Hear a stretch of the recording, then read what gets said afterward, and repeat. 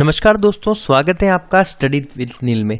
दोस्तों एमपीजीके की सीरीज चल रही थी अपनी, और उसके अंदर अपन मध्य प्रदेश के संभाग और नदियों वाला टॉपिक अपन थोड़ा सा कर चुके थे। नदियों वाला टॉपिक में अपन ने दोस्तों मध्य प्रदेश की जो चंबल और इसकी सहायक नदियां और इसके साथ में यमुना नदी की कुछ सहायक नदियों के बारे में अपन ने पढ़ा था और अपवाह तंत्र के बारे में बात करी थी। आज अपन दोस्तों मध्य प्रदेश की जो बची हुई नदियां हैं उनको कवर करते हैं। तो दोस्तों बात करते हैं सबसे पहले नर्मदा नदी की। तो नर्मदा नदी का उद्गम कहाँ से होता है? तो नर्मदा नदी का उद्गम होता है दोस्तों अनूपपुर जिले में मेकाल पर्वत श्रेणी से नर्मदा नदी का उद्गम होता है। अनूपपुर जिले की मेकाल पर्वत श्रेणी से, कहां से होता है? मेकाल पर्वत श्रेणी से नर्मदा नदी का उद्गम होता है। और कौन सी पहाड़ी से होता है? तो अमरकंटक पहाड़ी से होता है। ध्यान रखना है आपको, कौन सी पहाड़ी से? अमरकंटक पहाड़ी से इसका उद्गम होता है। समापन की अगर बात की जाए दोस्तों, तो भरूच के समीप, जो गुजरात के भरूच के समीप खंबात की खाड़ी में ये नदी क्या होती है? गिर जाती है। यहाँ पर गुजरात के भरूच के समीप, यहाँ एमपी से बहेगी, फिर ये महाराष्ट्र में होकर यहाँ पर गुजरात में भरूच के समीप कहाँ पर गिर जाती है? खंबात की खाड़ी में ये नदी गिर जाती है। अब इसके अन्य नाम कुछ हैं, देखते हैं। मेकलसुता, साखिरी, सामोदेवी, रेवा, सोमप्रभा और नामोदास। नामोदास दोस्तों जो नर्मदा नदी का नाम है, ये टोलमी ने, भारत का जो भूगोल टोलमी ने बुक लिखी थी, उस बुक में नर्मदा को नामोदास कहा गया है। किसने लिखी थी बुक? भारत का भूगोल किसने लिखी थी? तो टोलमी ने ये बुक लिखी थी। तो ध्यान रखना है आपको, नामोदास भी इसका नाम है। क्लियर है? आगे देखते हैं दोस्तों इस नदी के बारे में। तो ये नदी क्या करती है दोस्तों? भ्रंश घाटी से प्रवाहित होती है। किससे प्रवाहित होती है? भ्रंश घाटी से प्रवाहित होने के कारण नर्मदा नदी में अवसादों का अभाव हो जाता है। अवसाद मतलब जो उसके अंदर गाद होती है नदी के अंदर, उसका अभाव होता है। साफ पानी बहता है इसमें, जिससे इसके मुहाने पर 27 किलोमीटर लंबी एस्चुरी का निर्माण होता है। अब दोस्तों एस्चुरी वर्ड आया है, तो एस्चुरी का निर्माण होता है। तो दोस्तों जो नर्मदा, ताप्ती, ये नदियां क्या है? एस्चुरी बनाती हैं। लेकिन बाकी नदियां क्या बनाती हैं? जो बंगाल की खाड़ी में गिरने वाली नदियां क्या बनाती हैं? डेल्टा बनाती हैं। लेकिन ये नदियां क्या बनाती हैं? एस्चुरी बनाती हैं। तो एक बार समझते हैं दोस्तों कि एस्चुरी होता क्या है। जो भी नदियां भ्रंश घाटी में दोस्तों जो प्रवाहित होती है वो एस्चुरी बनाती है। जैसे जो ब्लॉक पर्वत होता है, मान लो ये एक ब्लॉक पर्वत है दोस्तों, तो ये ब्लॉक पर्वत क्या होता है? अपने स्थान से थोड़ा सा, जहां पर नदी प्रवाहित होती है ना, वहां से थोड़ा सा धंस जाता है। क्या होता है? ये ब्लॉक पर्वत जहां पर नदी प्रवाहित होती है वहां पर ये थोड़ा सा धंस जाता है। तो ये थोड़ा सा अंदर की तरफ धंस जाता है, तो नदी क्या होती है? दोनों तरफ क्या हो जाते हैं? पहाड़ बन जाते हैं, और बीच में ये जो एरिया होता है, यहाँ से नदी प्रवाहित होती है। तो जैसी नदियां ये प्रवाहित होती हैं तो क्या होता है? नदी सीधी जाकर कहाँ गिरती है? समुद्र में मिल जाती है। तो ये नदियां क्या बनाती है? इस टाइप से, इससे जो इस प्रकार की जो आकृति होती है ब्लॉक पर्वत से निर्मित, उसे क्या बोला जाता है? एस्चुरी बोला जाता है। अगर थोड़ा सा और इसको क्लेरिफाई करें दोस्तों अपन डायग्राम के माध्यम से, तो दोस्तों क्या हो जाएगा यहां पर? जैसे मान लो ये दो पर्वत हैं, ये एक पर्वत है, सॉरी, ये एक पर्वत हो गया। अब दूसरा क्या होगा यहां पर? एक ये दूसरा पर्वत इसके साथ ही लगा हुआ ये पर्वत हो गया। अब ये जो क्षेत्र है दोस्तों, ये थोड़ा सा नीचे धंस जाएगा। ये वाला क्षेत्र क्या हो जाता है? थोड़ा सा नीचे धंस जाता है, और यहां से क्या होता है? नदी प्रवाहित होती है। यहां से क्या होगा? ये नदी जो इस घाटी वाले क्षेत्र से प्रवाहित होगी, दोनों तरफ तो क्या हुआ है? उठा हुआ पर्वत हो जाएगा, बीच में नदी प्रवाहित होगी। तो ये नदियां क्या होती हैं? सीधी जाकर किस में गिरती हैं? समुद्र में मिल जाती हैं। यहाँ पर जो मुहाना होता है, मुहाने पे इस प्रकार की आकृति का निर्माण होता है। तो ये नदियां क्या होती हैं? सीधी जाकर समुद्र में मिल जाती हैं। तो इसे क्या बोला जाता है? एस्चुरी बोला जाता है। लेकिन डेल्टा क्या होता है दोस्तों? डेल्टा होता है, मान लो दोस्तों यहाँ पर ये एक समुद्र है, इधर वाला क्या है? ये समुद्र है। लेकिन अगर कोई नदी आकर इसमें मिलती है, मान लो ये नदी आ रही है, तो ये मिलने से पहले बहुत सारी जल वितरिकाओं में विभाजित हो जाती है। ऐसे टुकड़ों टुकड़ों में विभाजित हो जाती है। इस क्षेत्र में विभाजित होकर ये क्या करती है? समुद्र में गिरती है। तो इसे क्या बोला जाता है? डेल्टा की आकृति निर्मित हो जाती है। इस कारण इसे क्या बोला जाता है? डेल्टा बोला जाता है। भारत की अधिकतम नदियां क्या बनाती हैं? डेल्टा बनाती हैं। लेकिन कुछ नदियां, नर्मदा और ताप्ती जैसी नदियां जो विपरीत दिशाओं में बहती हैं, वो जो पूर्व से पश्चिम की ओर बहती हैं, ये नदियां क्या बनाती हैं? एस्चुरी बनाती हैं। तो दोस्तों आई होप कि आपको एस्चुरी और डेल्टा में जो भी कंफ्यूजन है वो क्लियर हो गया होगा। एस्चुरी को हिंदी में ज्वार नाद मुख कहा जाता है। ज्वार नाद मुख एस्चुरी को हिंदी में कहा जाता है। क्लियर है? अब दोस्तों नर्मदा नदी क्या है? सदावाहिनी नदियां, ये मतलब 12 मासी नदी है। सदावाहिनी नदी है। इसका जल 12 मासी जल नदियों का मतलब है कि ये 12 महीने क्या होती है, प्रवाहित होती रहती हैं, इसमें जल कभी खत्म नहीं होता है। और प्रायद्वीपीय भारत की अगर अन्य नदियों की बात करी जाए तो वो नदियां 12 महीने पानी उनमें नहीं रहता है। कावेरी नदी को छोड़ दिया जाए तो कावेरी नदी भी क्या है, वर्षवाहिनी नदी है, ये 12 मासी नदी है।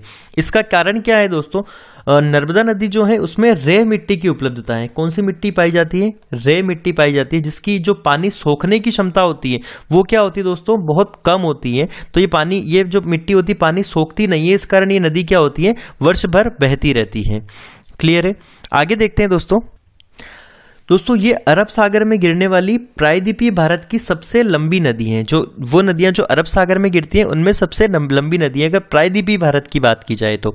इसकी लंबाई की अगर बात करी जाए तो इसकी कुल लंबाई क्या है, इसकी कुल लंबाई है दोस्तों 1312 किलोमीटर। कितनी है, 1312 किलोमीटर इसकी कुल लंबाई है। अगर मध्य प्रदेश में इसकी लंबाई बात करी जाए तो मध्य प्रदेश में ये कितना बहती है, 1077 किलोमीटर ये नदी मध्य प्रदेश में बहती है। मध्य प्रदेश, महाराष्ट्र और गुजरात ये 3 राज्यों में बहती हुई नदी कहाँ गिर जाती है, खंबात की खाड़ी में ये नदी गिर जाती है। इस नदी को भारत की हृदय रेखा भी कहा जाता है, ठीक, क्योंकि ये मध्य भारत की क्या होती है, बीच से प्रवाहित होती है। जो नर्मदा नदी है भारत के बीच से प्रवाहित होती है, इस कारण इसे भारत की क्या कहा जाता है, हृदय रेखा कहा जाता है। इसे मध्य प्रदेश की जीवन रेखा भी कहा जाता है। दोस्तों कल अपन ने देखा था कि मालवा की गंगा किसे कहा जाता है, क्षिप्रा नदी को, और भारत की जो मध्य प्रदेश की गंगा किसे कहा जाता है, बेतवा नदी को, ये अपन कल देख चुके थे। प्रदेश की प्रथम नदी जिसे 2017 में जीवित नदी का दर्जा दिया गया है, नर्मदा नदी प्रदेश की एकमात्र ऐसी नदी है जिसे जीवित नदी का दर्जा दिया गया है। ठीक है, कब दिया गया है, 2017 के अंदर इसे जीवित नदी का दर्जा दिया गया है। आगे देखते हैं दोस्तों, इसकी सहायक नदियों की बात करी जाए तो नर्मदा नदी की क्या है, 41 नदियां, सर्वाधिक 41 नदियां क्या है इसकी, सहायक नदियां हैं। ठीक है, कौन कौन सी हैं, 41 नदियों में से बाईं ओर से 22 नदियां मिलती हैं और दाईं ओर से 19 नदियां मिलती हैं। अगर बाईं और दाईं में अगर आपको कंफ्यूजन होता है दोस्तों तो ऊपर से जो नदियां आकर मिलती हैं उन्हें अपन क्या करेंगे, कहेंगे दाईं ओर की नदियां, और जो इधर दक्षिण से उत्तर की ओर मिलती हैं उन्हें क्या बोलेंगे अपन, बाईं ओर की नदियां। तो दाईं ओर से कितनी नदियां मिलती हैं, 19 नदियां, और बाईं ओर से कितनी नदियां, 22 नदियां इसमें आकर मिलती हैं। जिसमें से कुछ नदियों के नाम अपन देखें तो बरनार, बंजर, हिरण, हथनी, शेर, शक्कर, दूधी, देनवा और तवा नदियां, ये इसकी प्रमुख सहायक नदियां हैं। अब देखते हैं दोस्तों नमामि देवी नर्मदे यात्रा क्या है। नमामि देवी नर्मदे यात्रा क्या है, मध्य प्रदेश की जो जीवन रेखा है नर्मदा नदी जिसे कहा जाता है, उस नदी के संरक्षण एवं शुद्धिकरण के लिए, संरक्षण एवं शुद्धिकरण के लिए नमामि देवी नर्मदे यात्रा निकाली गई थी। 11 दिसंबर 2016 से 15 मई 2017 तक मध्य प्रदेश के 16 जिलों में 3350 किलोमीटर की यात्रा दूरी तय की गई थी। कितने दिनों की यात्रा थी ये, 148 दिनों की यात्रा थी। 350 किलोमीटर की दूरी मध्य प्रदेश के 16 जिलों से होकर इस यात्रा का शुभारंभ किया गया था। और कहाँ से निकाली गई थी, मध्य प्रदेश के अमरकंटक से इस यात्रा का शुभारंभ किया गया था। ठीक है, उद्देश्य क्या था इसका, नर्मदा नदी का संरक्षण एवं उसका शुद्धिकरण। क्लियर है। आगे देखते हैं दोस्तों नर्मदा नदी के ऊपर प्रमुख जलप्रपात कौन कौन से हैं। तो प्रमुख जलप्रपात में कपिलधारा जलप्रपात है। ठीक है, ये जो नर्मदा नदी जहां से उद्गमित होती है उसी के थोड़ा सा आगे अमरकंटक में ही कपिलधारा जलप्रपात है। ठीक है, कहां पर है ये, अमरकंटक के पास में ही क्या है, कपिलधारा जलप्रपात है। दुग्धधारा जलप्रपात भी इसके जस्ट पास में ही है। इसके अलावा दुर्गाधारा जलप्रपात भी यहीं पर है। फिर थोड़ा सा आगे चलने के बाद धुआंधार जलप्रपात आता है। ये कहां पर आता है, ये भेड़ाघाट में आता है, जबलपुर में। भेड़ाघाट जबलपुर में धुआंधार जलप्रपात है, यहाँ का पानी धुएं के समान उठता है। उसके थोड़ा सा आगे चलते हैं तो खंडवा के अंदर ये 2 जलप्रपात आते हैं, दर्दी जलप्रपात और मांदाथा जलप्रपात। कहाँ पर आते हैं ये, खंडवा में, जहाँ पर इंदिरा सागर बांध बनाया हुआ है। फिर सहस्त्रधारा जलप्रपात आता है, ये कहाँ पर आता है, महेश्वर में, महेश्वर बांध पर सहस्त्रधारा जलप्रपात आता है। ठीक है, ये खरगोन जिले की बात हो रही है यहाँ पर। इसके बाद दोस्तों ये नदी क्या होती है, धार, बड़वानी, अलीराजपुर होते हुए गुजरात, महाराष्ट्र और गुजरात में ये चली जाती है। ठीक है, गुजरात में जहाँ पर सरदार सरोवर परियोजना यहाँ पर क्रियान्वित की जा रही है। ठीक है, अगली नदी के बारे में देखते हैं दोस्तों। अगली नदी है अपने पास तवा नदी। तवा नदी की बात की जाए दोस्तों तो तवा नदी क्या है, नर्मदा नदी का जो अपवाह तंत्र है उसी का ही एक हिस्सा है तवा नदी। ठीक है, इसका उद्गम कहां से होता है, होशंगाबाद जिले की महादेव पर्वत श्रेणी की कालीभीत पहाड़ियों से निकलती है। तवा नदी दोस्तों कहां से निकलती है, होशंगाबाद जिले की जो कालीभीत पहाड़ियां हैं महादेव पर्वत श्रेणी पर, वहां से इसका उद्गम होता है। और ये नदी दोस्तों अगर देखा जाए तो जिसे ये नर्मदा नदी बह रही है इसी के समांतर बहती है, पूर्व से पश्चिम की ओर नर्मदा नदी के समांतर बहती है। ठीक है, और समांतर बहती हुई ये कहाँ आगे चली जाती है। और आगे देखें दोस्तों समापन कहाँ होता है इसका, तो बांद्रा मान के समीप ये नर्मदा नदी में मिल जाती है। तवा नदी कहाँ मिलती है, बांद्रा मान के समीप ये कहाँ मिल जाती है, नर्मदा नदी में ये आगे जाने के बाद मिल जाती है। ठीक है, इसके अन्य नाम कौन कौन से हैं, अन्य नाम है दोस्तों देनवा, मालिनी एवं सुक्तवा क्या है इसके प्रमुख नाम है, अन्य नामों से इसे पुकारा जाता है। यहाँ पर जलप्रपात कौन कौन से हैं, यहाँ पर है डचेस, अप्सरा, बीफोल, जमुना और रजत जलप्रपात। ठीक है, ये जलप्रपात पचमढ़ी के अंदर आते हैं। और दोस्तों अगर देखा जाए कि मध्य प्रदेश का सबसे लंबा पुल जो तवा नदी पर बनाया गया है, मध्य प्रदेश का ये ताप्ती नदी है, तवा नदी यहीं पर है, ये इसके साथ नहीं जाती है तवा नदी यहीं पर नर्मदा नदी में मिल जाती है, बांद्रा मान के यहाँ पर समीप आकर ये तवा नदी अलग हो जाएगी।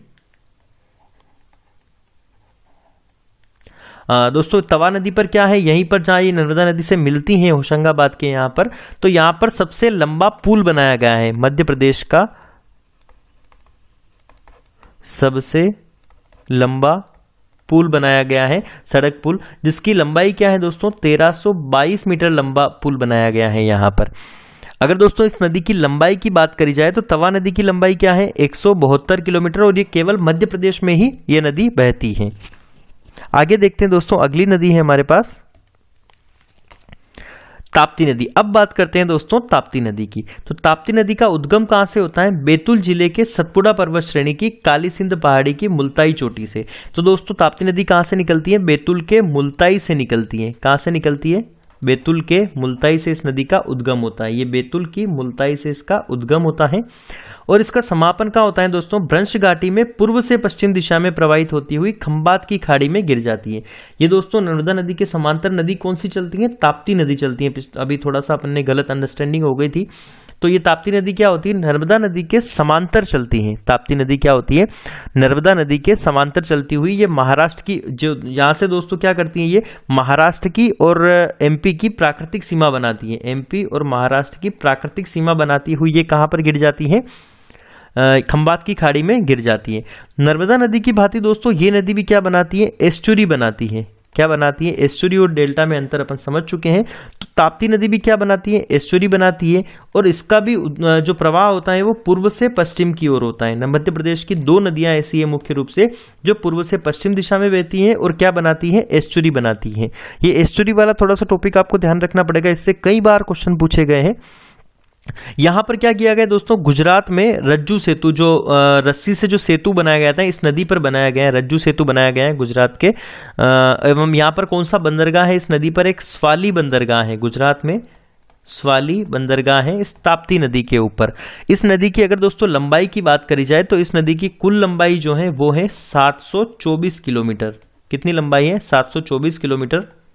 लेकिन दोस्तों अगर मध्य प्रदेश की बात करी जाए तो ये नदी मध्य प्रदेश में कितना बहती है, 279 किलोमीटर क्या है ये मध्य प्रदेश में, 270 ये महाराष्ट्र में बहती है। इसका अपवाह क्षेत्र भी थोड़ा सा अधिक है।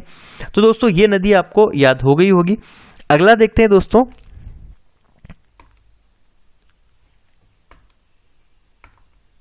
वेनगंगा नदी। अगली नदी है अपने पास वेनगंगा नदी। अगर वेनगंगा नदी के बारे में देखा जाए, वेनगंगा नदी का उद्गम देखा जाए तो वेनगंगा नदी उद्गमित होती है सिवनी जिले में स्थित परसवाड़ा पठार से। सिवनी जिले के परसवाड़ा पठार से इस नदी का उद्गम होता है। और 12 किलोमीटर दूर रजोला ताल, अगर एग्जैक्ट लोकेशन देखी जाए तो परसवाड़ा पठार से 12 किलोमीटर दूर रजोला ताल एक ताल है, वहां से इसका उद्गम होता है। कौन सी नदी का, वेनगंगा नदी का। यहाँ से इसका सिवनी जिले से इसका उद्गम होता है। ये नदी दोस्तों अगर आगे इसकी लोकेशन की बात करी जाए तो ये नदी दोस्तों यहाँ से सिवनी से बालाघाट होते हुए ये आगे महाराष्ट्र जिले में जाती है। फिर महाराष्ट्र जिले में ये उत्तर पूर्व की ओर वापस घूम कर ये नीचे जाती है। इसमें फिर दोस्तों ये वर्धा नदी आकर मिलती है, और जब वर्धा नदी आकर इसमें मिलती है ये भंडारा जिले में, तो यहाँ पर इसका नाम चेंज हो जाता है। जब वर्धा नदी इस नदी में आकर मिलती है तो इसका नाम क्या होता है, प्राणहिता इस नदी को कहा जाता है। तो दोस्तों क्वेश्चन पूछा जाता है कि बेनगंगा और वर्धा नदी के संगम को क्या कहा जाता है, तो प्राणहिता। इनके संगम से जो नदी को क्या कहा जाता है, संगम पर प्राणहिता इसका नाम पड़ जाता है। फिर ये नदी दोस्तों आगे जाने के बाद किस में मिल जाती है, आगे जब जाती है तो ये भंडारा जिले में प्रवेश करने के बाद वर्धा नदी आकर मिलती है। तब इन दोनों के संगम को क्या कहा जाता है, प्राणहिता कहा जाता है। अंत में ये नदी कहाँ मिल जाती है, गोदावरी नदी में मिल जाती है। तो दोस्तों पूछा जाता है कि वेनगंगा नदी किस अपवाह तंत्र का हिस्सा है, तो ये गोदावरी अपवाह तंत्र का हिस्सा है। क्लियर है, तो यहां तक समझ में आया होगा। इसके अन्य नाम अगर देखा जाए दोस्तों तो अन्य नाम है इसके बेवा, दीदी, वेन्या और बेना क्या है इसके अन्य नाम है। आगे देखते हैं दोस्तों वेनगंगा नदी के बारे में। तो इसमें सहायक नदियां कौन कौन सी है, बाघ नदी, वर्धा नदी जैसा आपने देखा ही अभी, बिजना, बावनथड़ी, पेंच नदी और भाम नदी इसकी प्रमुख सहायक नदियां हैं। वेनगंगा नदी पर दोस्तों सिवनी में वर्ष 1972 में भीमगढ़ बांध, जिसका नया नाम क्या है दोस्तों, संजय सरोवर बांध है, का निर्माण किया गया है, जो एशिया का सबसे बड़ा मिट्टी का बांध है। इसके ऊपर क्वेश्चन पूछे गए हैं कि एशिया का सबसे बड़ा मिट्टी का बांध कौन सा है, संजय सरोवर बांध, या इसका पुराना नाम क्या है, भीमगढ़ बांध। किस नदी पर है, तो वेनगंगा नदी पर है, और मिट्टी का बांध ये निर्माण किया गया है। अगर दोस्तों वेनगंगा नदी की कुल लंबाई की बात की जाए, कुल लंबाई कितनी है वेनगंगा नदी की, 570 किलोमीटर इस कुल नदी की कुल लंबाई है। क्लियर है, आगे नदी बढ़ते हैं दोस्तों। अगली नदी है अपने पास वर्धा नदी। कौन सी नदी है, वर्धा नदी। इसका उद्गम कहां से होता है दोस्तों, बैतूल जिले के मुल्ताई के वर्धन शिखर से होता है। इस जो वर्धा नदी है इसका उद्गम होता है बैतूल जिले के मुल्ताई के नामक स्थान के वर्धन शिखर से इसका उद्गम होता है, और समापन कहाँ होता है, महाराष्ट्र में प्रवेश कर ये कहाँ मिल जाती है, वेनगंगा नदी में। अभी थोड़ी देर पहले अपन ने पढ़ा था कि महाराष्ट्र में ये वेनगंगा नदी में मिल जाती है, और मिलने के बाद इस नदी को क्या कहा जाता है, वेनगंगा नदी के और इसके संगम को प्राणहिता कहा जाता है। इस नदी की अगर दोस्तों लंबाई की बात करें तो इस नदी की लंबाई, कुल लंबाई कितनी है, 525 किलोमीटर इस नदी की कुल लंबाई है। और अगर इसकी कुछ सहायक नदियां देख लिया जाए तो वेना नदी इसकी प्रमुख सहायक नदी है, जाम नदी भी क्या है इसकी सहायक नदी है। क्लियर है, अगली नदी देखते हैं दोस्तों, पेंच नदी। पेंच नदी की बात करी जाए दोस्तों तो इसका उद्गम कहां से होता है, पेंच नदी का छिंदवाड़ा जिले की सतपुड़ा पर्वत श्रेणी के दक्षिणी पठार से होता है। ये पेंच नदी क्या होता है, छिंदवाड़ा जिले के सतपुड़ा पर्वत श्रेणी के दक्षिणी पठार से इसका उद्गम होता है, और समापन कहाँ होता है, नागपुर के समीप कानन नदी में मिल जाती है। ये जो नदी आ रही है दोस्तों ये कानन नदी है। ये आगे जाने के बाद ये जो मध्य प्रदेश की सीमा के जब बाहर निकलती है तो नागपुर महाराष्ट्र के समीप जाकर क्या होता है, ये कानन नदी में मिल जाती है, और यहीं पर इसका क्या होता है, पेंच नदी का समापन हो जाता है। पेंच नदी दोस्तों कहाँ से गुजरती है, तो पेंच राष्ट्रीय उद्यान से होकर गुजरती है, पेंच नेशनल पार्क से होकर क्या होती है ये नदी गुजरती है। ये दोस्तों जब पेंच राष्ट्रीय उद्यान है ये कहाँ पर है, सिवनी और छिंदवाड़ा जिले में है, सिवनी प्लस छिंदवाड़ा जिले में। तो ये सिवनी और छिंदवाड़ा की क्या होती है, सीमा भी एक तरह से देखा जाए तो ये सीमा भी बनाती है। और अगर इसको लंबाई, इस नदी की कुल लंबाई की अगर बात करी जाए तो 274 किलोमीटर लंबी ये कुल नदी है। ठीक है, तो दोस्तों आज के नदियों वाले टॉपिक में बस इतना ही। आगे दोस्तों जो बाकी महानदी अपवाह तंत्र जो बचा हुआ है, माही नदी का अपवाह तंत्र, उस बाकी नदियां जो बची हुई है उसको अपन अगले लेक्चर में क्लियर करके नदियों वाला टॉपिक खत्म कर देंगे। उसके बाद अपन सिंचाई परियोजनाएं और प्रमुख जल विद्युत परियोजनाएं जो मध्य प्रदेश की है उनके बारे में अपन बात करेंगे। तो दोस्तों आपसे रिक्वेस्ट है कि अगर आपको वीडियो अच्छा लगा हो तो वीडियो को लाइक करिए, अपने दोस्तों के साथ शेयर करिए और चैनल को सब्सक्राइब करिए ताकि आगे आने वाले वीडियोस की नोटिफिकेशन आपको मिल जाए। धन्यवाद।